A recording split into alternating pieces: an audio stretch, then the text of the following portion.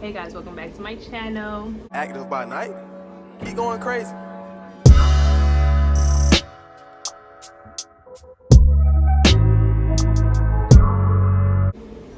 I finally got Potato to sleep, and thanks to this, ooh, sorry. I'm trying to get this piece of hair out of my face. And thanks to this amazing fucking ring light, a bitch can record in the night. Hold up. Ooh, that's fancy. Like the title says, this is my 5 book recommendations for my baby witches. I am also a baby witch. So why not share what I am learning? We're all on the same journey. Nobody's out there vlogging about what they are learning and what they know, but I don't mind vlogging about it. If you're new here, thank you for subbing and taking the time out of your busy day to watch me. My name is Anastasia, the Cosmic Unicorn. I'm a baby witch that also teaches baby witches. Each one teach one. Y'all remember that. I am also a Haitian spiritualist. I practice Haitian voodoo along with Wicca and Hoodoo. I have my book here. These are all book recommendations for my baby witches who feel like hedge witches, kitchen witches, who are into solitary practice. If you're not into solitary practice and you just like books and you want something new to read, this is also for you. Thank you for stopping by the way. All the new love is always appreciated, no matter how small. So let's get into it. Got my handy dandy notebook. Y'all seen it before, y'all see it. I mean, it didn't come like this. I did this, but y'all see it. I'm always stumbling over my words and I always forget things. So this time I wrote everything down. First book recommendation that I do have is Hedge Wish. Okay, A Guide to Solitary Practice by Beth. I love this book. This book I found on accident, I want to say. I've been looking for so many Wiccan books about solitary practice because I don't want to be a part of a coven. I don't feel like I am that kind of witch. I do appreciate and I do like practicing alone. I do like to do my magic alone. It's just something that I'm with. For those of you who are not familiar with the term solitary witchcraft means that you are a solo practitioner. You only have one magical partner if you choose so. 9 times out of 10 that magical partner is your husband, your wife, your girlfriend, somebody that you feel very comfortable sharing your magic with and whom you know won't use that magic back on you.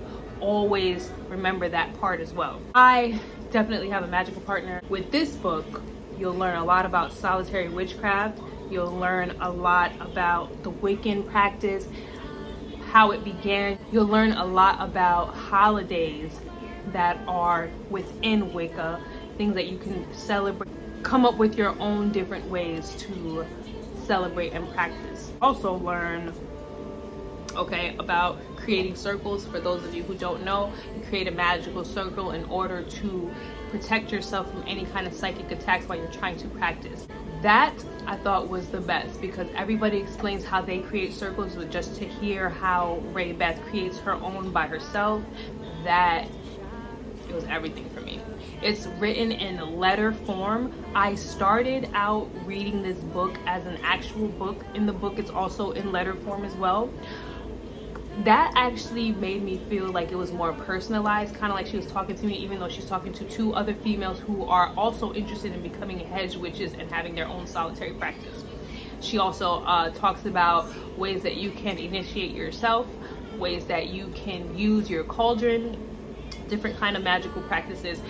And there are also spells within this book. She also does teach you about deities. She teaches you about calling the corners by yourself. Earth, air, fire, water, water, air, water, air. Remember, in the craft they needed 4. You don't need 4 people to call the corners. Calling the corners is real, yes. This book and all the books that I actually am recommending, I also have found the prices, but I'm only going to talk about the prices from Apple. I only buy my books on Apple. Soon I will be purchasing a Kindle. It will just either be Apple or a Kindle. For now, For now, I'm just like telling you guys about the prices that I paid on Apple. I'm currently listening to the audio book I found in the library in New York City. Fun fact, I'm pretty sure a lot of people did not know this because I did not know this. Pretty sure a lot of people did not know this. The library does have an app. I'm pretty sure it's called SimpE app or something like that. You can go there, you put your library card in, you can listen to different audiobooks if you don't want to purchase any. In New York City as well, when you go into the occult section, this book is also available. Through your New York City library app, you can reserve said book if you didn't find it, so that way you don't have to go to the library and do all that looking and searching. It's all within this one app. On Apple, the audiobook that I'm listening to called $16.99. If you want the actual book, like the one that I have, also, like I said, I only deal with Apple products. This book is $9.99. $9.99 is actually not bad for a great book that you can have forever and ever. You also don't have to, if you're not a person that likes physical books or is in my situation right now, this is the best way for me right now. I just didn't feel like going to libraries and borrowing books and everything. So for my kind of lifestyle and the things that I'm going through, buying Apple books is actually the best thing. There's also so many videos on YouTube about how you can download books to your cell phone. I just feel like that's kind of cheating the writer who wrote it. It's kind of like bootlegging a movie, but to each his own. If that's how you guys want to do it, you guys can do that as well. My second book recommendation is The Green Witch, Your Complete Guide to the Natural Magic of Herbs, Flowers, Essential Oils, and More by Anne Marie Hiscock. I love Anne Marie Hiscock books. I am so sorry. She already got me. Her books are so interesting. The way she is detailed with the spells, just like Beth, it helps for me. You have to be very extremely detailed for me because I'm a visual learner. Be able to see things, to be able to understand. I believe there are some parts of the books that she does have pictures in to explain what she's talking about. I don't remember. I'm actually going to go back and read this book again. I came across The Green Witch on TikTok. TikTok's not all bad. I just don't use TikTok spells. I don't know how well they work. I'm not going to say they don't, but somebody tried to use one on me and it definitely didn't fucking work. So make sure if you're trying to practice on somebody, you know exactly what you're doing, and whatever comes back to you, you're ready for that. Funny?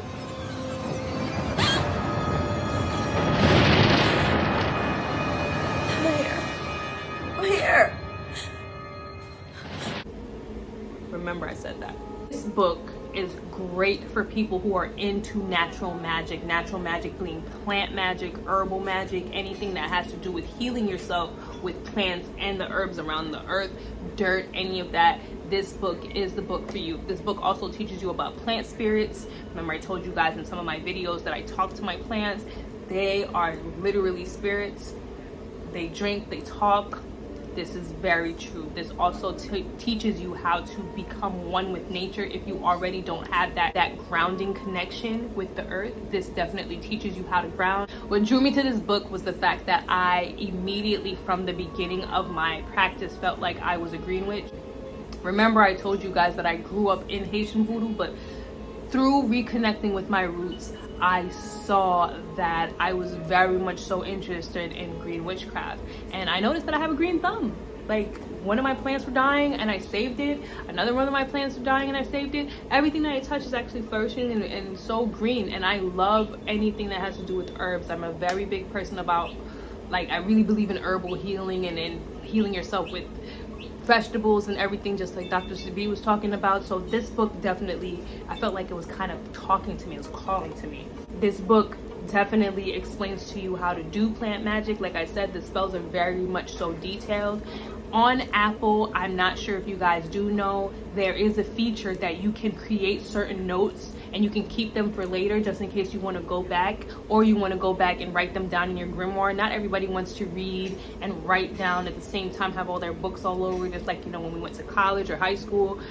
Not everyone's like that. If you want to go back, you want to read it, you want to put it in your grimoire, that's the same thing that I do. And I feel like that feature on Apple is actually very, very convenient. I think the Kindle also does it as well, but don't quote me on that. I've never had a Kindle. but put a pin in that. I'm gonna find out. This book talks a lot about embracing your power, talks a lot about creating essential oils for different spells, different things that you want to bring into your life. Just an overall great book for a beginner, especially if you feel like you're a green witch. On Apple Audio, this book costs $12.99. If you want the actual book like I have, it costs $10.99. Again, these prices are actually not so bad. This is why I was just like, gotta have it. My third book recommendation is The House Witch, Your Complete Guide to Creating a Magical Space with Rituals and Spells for Hearth and Home. Another Anne Marie Hiscock book. Like I said, her books are fucking good. I'm sorry, I like them. I can't help it. I came across this book after I came across the Green Witch. It's also the same, being a house witch and a green witch. Basically being a natural witch. You use your food and your kitchen as your magic. You grow all your herbs, you heal your family, you heal your people with what you have. This book also teaches you how to turn your whole home into a magical sacred space where nobody can attack you with psychic powers, anything. No one who means you any harm can come in. I recommend this book for anybody who feels like they are a kitchen witch. Again, a kitchen witch is just like a green witch, very natural. You put your magic into your food. You believe that everything around you can be used as a magical tool. This is a great book for you. Also teaches you about cauldrons as well. Cauldrons, what I did not know and what I learned from reading this book, you can use a regular cooking pot, regular rice pot as a cauldron, and it'll do the same thing as the actual cauldrons that you see in the metaphysical shops. It is so amazing. It's like the greatest thing. This book also talks to you about different deities. They are actually called home deities. They're not just other deities like, you know, the famous ones, Lilith, Freda, Oshun. No, these are deities in your home. Big examples is Bridget, I hope I'm saying this right, Sao Wang, okay, and Vesta. These are examples of house deities that you can work with to bless your home, and you can also ask. And I say ask because people think that when you work with deities and spirits, you just command them, and then after that you dangle their, you know, offering in their face. No, don't do that, okay? That's not cool. This definitely teaches you how to properly venerate them, how to properly work with them, so that way they don't fuck you up.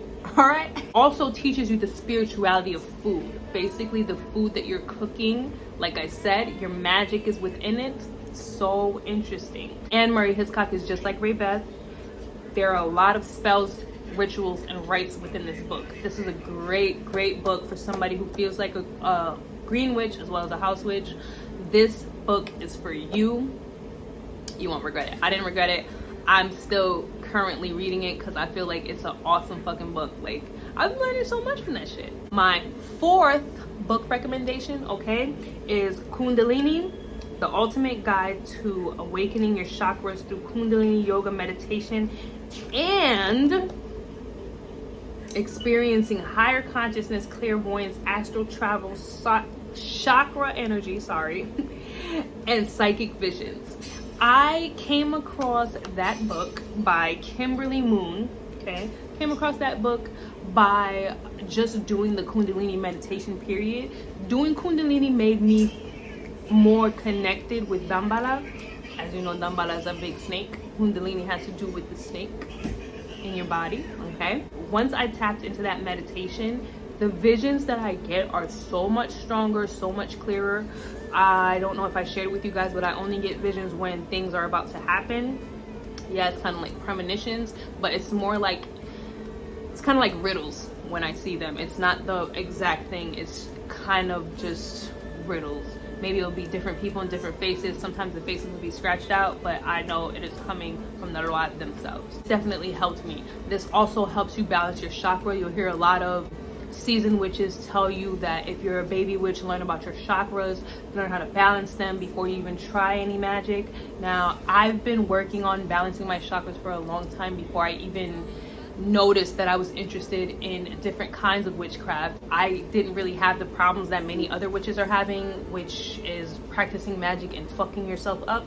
Yeah, that ain't happening with me. But what I will say is the whole chakra Kundalini meditation will make you feel so much more higher. I also wanted to have control over my astral travel because like I told you guys in my last video, I do that randomly and I have no control over it. It's so weird that I have no control, and it doesn't make me feel good that I don't know what to do. This book definitely helped me. I tried, listening to other people's experiences and how it works for them, but it kind of doesn't work for me. Whatever works for you, works for you. Don't let anybody try to tell you which way or which direction your spiritual journey is going, because nobody's practice is unique to yours. No one. Okay? I also do a Kundalini sleep meditation that I will put into the description. That is how I first started to awaken my Kundalini. I had no idea what Kundalini was. This book explains Kundalini down to the T. It explains exactly what it is, all of your chakras, how to align them. It actually also tells you how to read auras if you look a little bit deeper into it. If you feel like you're clairvoyant, this helps you with your powers. Like I told you guys again in my last video, if you didn't see it, go ahead and watch that. This book also explains to you guys how your chakras are related to the Kundalini, and it also tells you awakening techniques to awaken your Kundalini. Now, from the sleep meditation that I do, it's actually not a sleep meditation, but I end up falling asleep afterwards anyway. They let you know that once you awaken your Kundalini, you need to continuously do this meditation. If you don't, at least for me, your magic, your visions, things don't really seem as clear, and they just don't really make as much sense. The more the more you're meditating, the more you get more in touch with that. Meditation definitely helped me with my magic, period, with my visions, period, with how I see people, period. I'm not talking about like, sitting down, home, quiet. Meditation could be anything. I just explained to you, how I do my sleep meditation. Not everybody's gonna agree with that, but that's how I do it. And it works for me, and that's how I venerate some spirits. A lot of times I do sleep meditations to get in touch with my spirit guides so I can see what messages they have for me. It's a lot, it's a lot. This book is also on Apple in the audio. It costs $12.99. You can get the hardcover in English or in Spanish on Amazon.com. You see, I went even further for you guys. The book costs $13.34 on Amazon. I'm not sure if there's a hard copy or an actual copy book on Apple. I could not find it, but I did find the audio. Very good book. Please make sure that you give that one a good read. I'm telling you right now, you're not gonna regret that. It is a long ass book though, I'm not gonna front. It's not one of those books that you're gonna read and just finish over time, but I mean, it is one of those books, but you're not gonna finish it in one day. It's that long, but you can retain so much information. A lot of that information, if you do want and feel comfortable, you can add that to your grimoire. That will definitely help you down the line, and it will help anybody who, if you ever decide to have your own coven, you might want to join and you want to teach them as well. My fifth and final book recommendation, is the Encyclopedia of Spirits by I hope I'm saying your name right, Judica Illis. This book, as a baby witch, you need, because the popular thing is to work with all the deities and work with all the spirits. You need to know who gets along with who and how and what. That book literally breaks it down. It has every spirit, every demon, every fairy that is in witchcraft is in this book. Okay, you want to learn about Hecate, she's in this book. This has spirits literally from A to Z. Almost every spirit you can think of is within this book right here. Again, this is the ultimate guide to the magic of fairies, genies, demons, ghosts, gods, and goddesses. I think there's even some Celtic goddesses in here as well if you're into Celtic magic. I kind of am into Celtic magic a little bit. It's very interesting to learn about all their goddesses and gods. Also within Wicca, you guys know that, we do worship a goddess. There's many of them. You need to know them before you just jump in and try to work with them. I remember seeing somebody's reading. Both of her spirits did not like each other. I believe one was Poseidon and another one was someone else. They just didn't get along, and she ended up just losing respect and everything from the most powerful one. You don't want to do that, because then when you really need help, they just won't talk to you, they won't answer you, everything will fall apart. And a lot of them do, like I said earlier, fuck you up. They do fuck you up. They believe in that. You need to make sure you know what you're dealing with, you know who you're messing with, you know what they like, you know what you have to give them. Again, don't dangle offerings like carrots. I don't know why people do that. That's weird as shit to me, okay? I just don't. Especially if you're somebody that wants to work with demons, you want to learn black magic, don't fuck with them like that, okay? I don't mess with spirits that I kind of don't want to, because in Haitian voodoo, there's also a lot of volatile spirits, but you have to know how to deal with them, otherwise they will finish you, and that'll be the last time your ass ever practices. I'm not trying to, you know, like scare you guys or anything, but just make sure you know what you're doing. I kind of understand the whole gatekeeping thing on TikTok with the wiccans, because a lot of you are fucking yourself up. Get you this book, sis. Get you that book, okay? There are some love goddesses in here. Again, there's guardians for your babies. If you feel like somebody is sending something to your child and you need extra help, you ask one of these guardians to protect your baby. I do it all the time with the kids. Ever since I saw a red light enter Nico's head, I asked Giveōn to come and watch him, and he's been chilling ever since. He doesn't have any nightmares, and I think my cousin sent Ogu over here to protect him as well. So we don't play that shit with these kids. Make sure you are asking for what you need. You understand? No demands, please. I don't know why people feel like you should demand spirits. I don't feel that that's... No, because if they wanted to, y'all seen The Conjuring, they could fuck us up if they wanted to. You know what I'm saying? Huh? There's also mythological and historical events associated with the spirits. You have to learn everything about them. Everything about them. I'm sorry. I cannot push this enough. For me personally, I feel like learning about them before I even start to work with them, making sure I have the right offerings and things for them, that number one for me. Also, for those of you who are interested in working with the Fae, please get this book. Do your research on them, because I heard them little things don't play, okay? They do not play. And once you get into something with the Fae, it passes down to your daughters. Please make sure that you are somebody who wants to deal with the Fae for generations to come.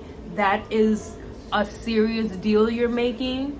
I didn't get it before because I had no idea who the Fae were, but they can be very mean. They can be very ugly if you don't give them what they want. So make sure that that is something that you want to do. That's a bond that you guys will have for generations and more generations to come. A lot of people do have a lot of great relationships with the Fae, especially if you want to be a solitary witch, you don't want to be in a coven. You need to make sure exactly what you're doing when you're messing and working with the Fae. This also tells you how to build altars for them. Example, for those of you who are interested in working with Yamaya, there is an altar in here for her.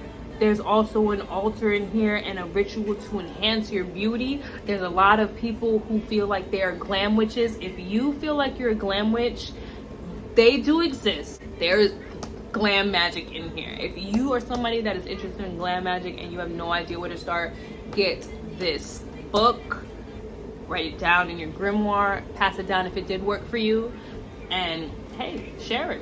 It also tells you how to create amulets, how to make seals and sigils, okay? Just in case I don't put it on the bottom here, a sigil is kind of like a sign or something that you will make that has power, your power in it, and it will protect you. It could be anything, whatever you identify with. But I'm still working on creating sigils. I probably watched a couple of great videos on YouTube about sigils. Just go and put it in the search engine. Beautiful work. A lot of those people know exactly what they're doing with the sigils. There's also a chapter in here that tells you how to find your spirit ally, which spirit is going to be the one for you, basically how to figure out who's the perfect match, because some of you guys want to work with Hades. I noticed that he's very popular. This will tell you if you and Hades will get along off rip, okay? Because You want to make sure if you mess with any kind of gods like Lilith from the underworld, you want to make sure that you're ready for that kind of magic. This book also teaches you about the realms that they come from. Again, try to get as much information as you can on the spirit you want to work with. I know everybody wants to jump in, fuck them all up. That's fine and dandy, but you need to make sure that you have what they need. You understand? Like, you have to make sure that you two will work and get along. Otherwise, you're gonna make a deal that you can't get out of. If you want this book as a hardcover on Amazon, it's pretty pricey. It's $30.49, but that's only because it's a huge book. It's so much information, so many pages. There's over 2,000 pages in this book. The price actually suffices. It makes sense to me. On Apple, the audio costs $26.99. I haven't listened to the audio because I actually have the book on my Apple phone. I'm not too sure how that sounds. Sometimes what I do is I go into this book and I just go do some research. Like I said, I'm doing research on a lot of the deities that I'm interested in. I suggest that you guys do the same. It's only the safest thing to do, especially, you know, in what we do. Like I said, we're alone. We don't have the power of, you know, 3 or 4 or 10, whatever, but we're just as powerful as that, okay? Because only the most powerful, I feel, to me, practice alone. That is my 5 book recommendations. I am so sorry this video is so lengthy. I just wanted to give you guys so much information because, like I said, there's just not enough out there on YouTube.